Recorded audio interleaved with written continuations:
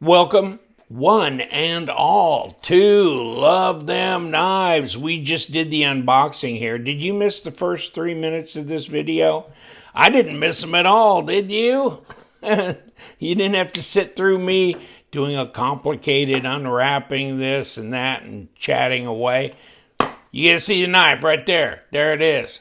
And what is this knife? It's an Orion knife. Can we go from there? And what does it say? It says Scorpio, stonewashed, blue micarta, red accents, USA designed, and manufactured by QSP Knives in China. Now, this one is my buddy Dave, and he's got Orion knives. He came out with a Solaris button lock not long ago. Well, maybe depending on if you go on dog years or people years. So this knife he came out with, and it was gonna be like what, the Solaris Mini or something, but it became its own thing. Oh, hold on. Stop the presses. Do you see that little smudge on this blade? Come on, man, you're stonewashed. I shouldn't even have to do this.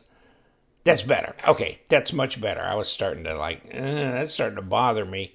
Scorpion tail. Scorpion. Whoosh. And it'll, oh, hold on. It'll pick some labels off your boxes. Let me pull this around, though. 14C28 and Sandvik steel. And yes, it's got a good factory edge on it. Comes in this box. See, like this. Where's that money you were going to put in there, Dave? Damn. And this as well, okay. And no, that's pretty much glued in there. Okay, we're good, we're good. Solid box, though. Solid box. Oh, and I got a card.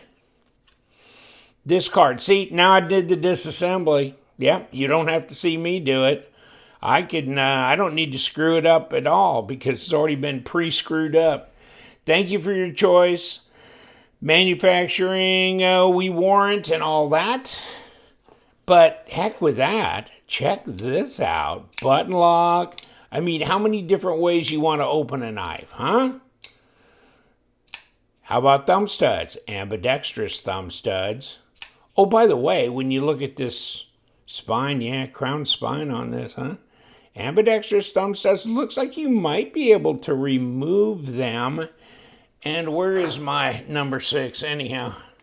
Because these are probably, no, screw that. Hold on, number 8. Are you number 8? I knew body screws were number 8. I didn't know these were. Yeah, I might be able to pop it from this side. So I was just kind of check. I'm moving it, so yeah, you might be able to undo that if you want to take the thumb studs off. I mean, why would you want to? Although, you know, I could see why you might, because maybe this is enough and the button is enough. I mean, the button on its own, okay? Just pretend like it's a Civivi Elementum, right? That's all you got, right? But no, not on this knife. You got a flipper tab as well. Very muted, very small, but a flipper tab, okay? Then, on top of that, you got ambidextrous thumb studs, so you can kick it open however you want. You know, you can flick it with your thumb. I always do the middle finger back flick like this. But you don't have to get blue micarta either, and that's what I was going to show you as soon as I throw my cutting paper aside. So this baby doll, I'll give you, it's Orion Knives. Okay, so orionknives.com. Go to his website, and then he's got the Scorpio on that. So I'll give you the link to that down below. But this is originally, like he said, mini Solaris, right? But the Scorpio now, okay, it's invented itself out of the concept of the mini Solaris, and he's talking to you about crown spine, 2.75 inch. So it's a small, it's a small knife, okay? 3.5 ounces or 17 quarters and a penny. Now, if you're in England, it's 25 of the twopence, and then, I'm just kidding you. I mean, no, I weighed mine in Lay's potato chips. I can tell you how many Lay's potato chips. Let's just go with ounces. How about that? 4 grams. Oh, by the way, Dave, what's this about quarters and pennies? I never get change in my pocket. Do any of you guys carry change in your pocket? I never have any change in my pockets. Never. 98 grams. Okay. It's so weird. I mean, I just noticed that the other day when I was reading his thing going, you know what?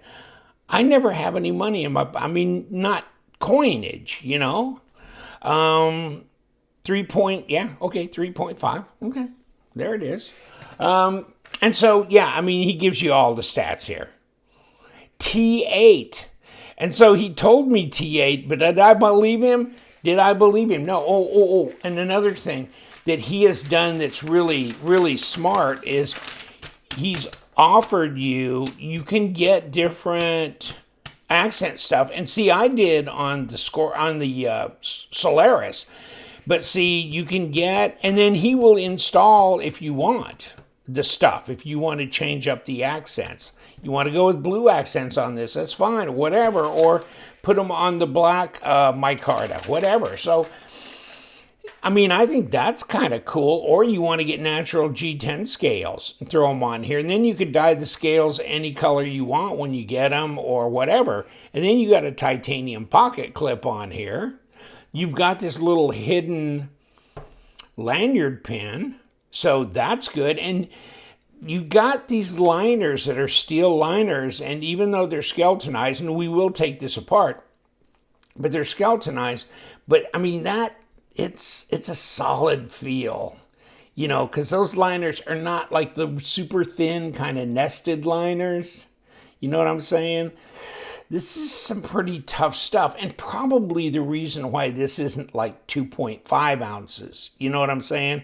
It's probably why it's 3.5 ounces. And pull the tape on this, though, because you may not appreciate the fact that, yeah, it's under a 3-inch length blade. Okay, 70 millimeters overall, 6 3/4, just a little under 6 3/4 inches at 17 centimeters. And also, it still, though, has some heft in the hand as far as width. 14.3, 0.56, inches. So this is thicker than a PM2 or something like that, than a Spyderco Paramilitary 2. This is thicker. So this is reasonably hefty, or not hefty, but thick in your hand. And 0.12, about 3.2 millimeters on this blade stock. Let me get out here and measure that again, just to double. In here it seemed a little, no, it's 3 millimeter. Okay, not 3.2, 0.11. Okay, 3 millimeter blade stock, which would be about right for this. Big fingered choil up front. Okay, so really, because it's a short knife, okay, because it's a small knife, you're a 3-finger knife, right? You're a 3-finger knife. But this is the thing right here. This is what you should be doing, obviously. And for control, if you're doing things like that, because I'm always picking labels off of boxes, like, where's that label? I'm gonna, and so I'm doing this. I don't hold my knife like this when I'm doing this, okay? I'm like this. And that's probably why he did this as the scorpion tail, because then I can get right in here. You see what I'm saying?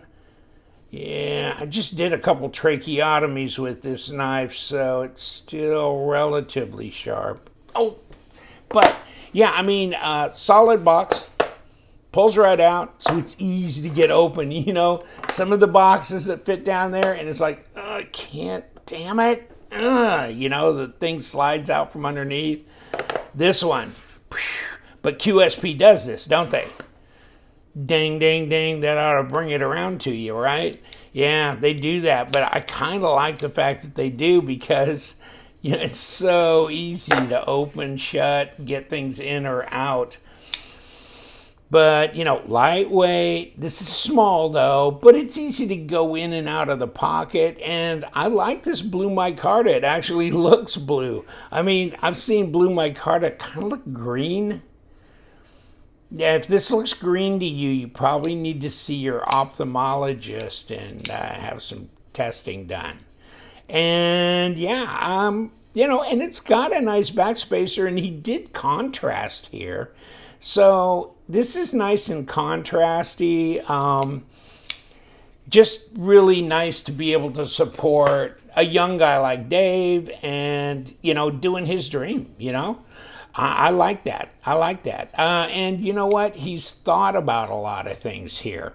Now, I was going blade to handle length, blade to handle length. That's pretty adequate. Here, well, this is because of this. This is your setup on this button lock. Okay? So it's one of those things where, like, Demco has a cutaway here. Well, that's because you got the shark lock. Okay, this is because you got the button locks. All right, and back down here, yeah, I guess. So you can use that little fuller there also to middle finger flick. And, you know, when you're further down here, you've got a lot better leverage on that blade too. So you got that. Really, you're not, I mean, this is pretty simple with the thumb stud as well. So I don't know that you need the fuller, but so you can flick the fuller. You can flick the thumb studs. There's 2. You can do the button. That's 3. You can do the flipper tab. That's 4. Is that enough? Yeah. And so then you can ride up on this. You can do this. You can do a whole lot of things. You can put your pinky right in this area for this. Trying to get into an old can of beans or something, whatever. But, you know, and it's nice and fidgety because of the button lock. So, I mean, there's a lot to like about it. It's $85. You make the decision as to whether that fits your budget or that makes sense to you. But, yeah, I mean, I think it's right there with... So many of the knives now are Civivi's kicking $100 right in the butt on a lot of their knives, right? And so you're really seeing most of these knives these days in the $75 to $85 range. So as a budget knife, he's right in there and competitive. And then you order it right here in the USA. So it came to me in 4 days, maybe 3-4 days. It was pretty quick. Yeah, so so much of it reminds me a lot of the Solaris, right? But then there was some more subtle changes because kind of the basic body, although downsized a bit. And what was I was gonna grab something small. Oh, well, I mean, like this one is a typical 3 and 7 overall, right? 3-inch blade, 7 overall. So it's pretty darn close to the Elementum. You see what I'm saying? And let me see, I've got this little dog here. This is the Kaiser October. Also pretty close, although the blade's a little bit shorter. And overall as well, okay? So, yeah. So, you know, I like the overall functioning of the knife. You know, the detent here, it pulls out, but it's got enough hold on it to where it's not going to come open accidentally. I wouldn't want it any harder than that. I think it's set up just about right. Now... He said we got number 8s on here, so I'm going to use my number 8 and kick this puppy open, and I'm not sure Well, I can't, okay, I can't go the front. I was seeing these little holes, and then I ignored the fact that it had a, yeah, you got to come open this way. Okay, so we cracked the code there, because this has never been opened before. There's a little bit of something on the end of there. And now we've got number 8 with our titanium pocket clip. So that's not a problem. And then we've got one body screw here. And I'm going to hold it from this side. Okay, keep that from spinning on that side. And there's our micarta. So there you go. We're blue. We're definitely blue. You could darken this front side down if you wanted to put some food grade mineral oil on there or something, or just leave it alone, you know, whatever. But I mean, you could darken it down a bit. Now let's see what we have here. We have the spring in the push button, and then here's, of course, the liner, which is skeletonized. And it, like he said on his paperwork, D-shaped pivot, and there's the D. Okay? So D for dog. You're the little dog. Oh, look at that. See, I didn't see him say that he had multi-row ceramic, and maybe I missed that. I kept thinking he said he had ceramic bearings, but I didn't realize it was multi-row. Look at that. No wonder it kind of drops shut so nicely. Wow. Okay, now, what do we, okay, let's pull, and we got this all apart, and let me check this out. Hold on, I'm going to kick that down, and I just did. Oh, I popped it. Okay, and there's the little lanyard piece, or whatever. Yeah, it is. Okay. There's the spring, there's the button. Now let me come back here. Okay, so that button will not push because it's got that little collar on there. It will not push back through here. Okay, that's fine. And here's the pivot, and of course that'll pop right out, but it's D-shaped as well, so we're good to go right there. But that was a surprise. I didn't know it had multi-row ceramic bearings. Check that out. Wow. That's a lot to put on a little blade like this. Look at that. Whew. Baby. Okay. But that's a big bonus to me as far as I'm concerned. And skeletonized out here. So, yeah. It's got it all, doesn't it? All right, this shouldn't be difficult to put back together. And let me see if I can find my KPL over here, my little lube, and drop this. Oh, you know what? Yeah, I got to put this back in here too, and the spring is right here. And, oh, there's the stop, so I don't have to worry about that. Okay, now I want to drop this down here so I can work it in between that button. You know what I'm saying? Now I'm going to push this back up through the blade, this pivot, like that. Okay, and it does need to face the front where the flat spot is, you know, up here on the front. So that needs to match. And then we're going to put the other set of bearings. And wow, that's nice. Okay. Then let's set this right down here, just like this. And I think that was the way. I missed that blade, didn't I? That was the way she was going to be. Am I missing something? No, that was easy, wasn't it? Okay. It was easy. And that spring doesn't hang out there too far regardless. It seems all right. And we're good. And we're down here. And there's that. Now let put, oh. Sorry about that. We got to stick this in here. We got our little lanyard pin. We forgot about you. Almost. Almost. Okay, so are we going to win on that? Let's see. And number 8s. No number 6s. So we got you. And are we okay? Okay. So we are good. Now we just got to lock you down, and then we got the pocket clip, and that should be it.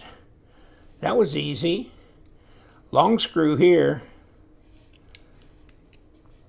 just like this. But no, it's you know, you can flip it if you want, left and right. And you know what? I didn't say a damn thing about that, did I? But you can flip the clip too. So there's another thing he thought about when he was doing this. You don't have to have an entryway up here because you got a D-shaped pivot. You got multi-row ceramic bearings. You got a titanium pocket clip. You've got all number 8 hardware on here. You can, you know, ambidextrous everything. Thumb studs, whatever, except the buttons here. But even if you're a lefty, and I know some lefties, you know, they can do this. They can do it better than I can, right? So this is how she floats. It's button lock, and it's easy for me to do right hand, but I know some lefties that can do button lock that way on that side. In fact, there's been a knife or two that's been made for right-handers where the button lock is on the back. So it's not completely unheard of. But there we go. And are we centered back up? And yes, we are. And okay, so let's finish this up. Okay, we're done. And we're done there. Okay, so we are done.